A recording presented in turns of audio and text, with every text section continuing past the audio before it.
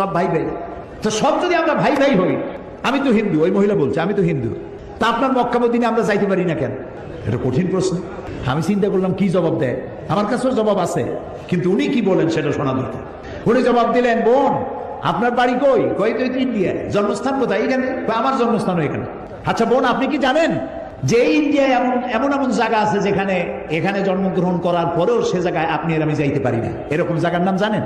কোন এরকম জায়গা থাকবে কেন? আমি ইন্ডিয়া জন্মগ্রহণ করছি, সব জায়গায় যাইতে পারি। উনি বললেন মোটেই না, এখানে এমন এমন জায়গা আছে যেখানে আপনি আমি প্রবেশ করতে পারবো না, তার নাম ক্যান্টনমেন্ট। ক্যান্টনমেন্টে আপনিও ঢুকতে পারবেন না, আমিও ঢুকতে পারবো না। ক্যান্টনমেন্টে ঢুকবে যারা নিরাপত্তার দায়িত্বে, দেশ রক্ষার দায়িত্বে যারা আছে, যে কোনো মুহূর্তে ডাক দিয়ে পড়ে জান দেওয়ার জন্য, রক্ত দেওয়ার জন্য, জীবন দেওয়ার জন্য ঝাঁপায় পড়বে, সেসব সেনাবাহিনীর জন্যই ক্যান্টনমেন্ট তৈরি করা হয়। ওখানে আপনি আর আমি যাইতে পারবো না। ইসলামের একটা ক্যান্টনমেন্ট আছে, সেটার নাম মক্কা আর মদিনা।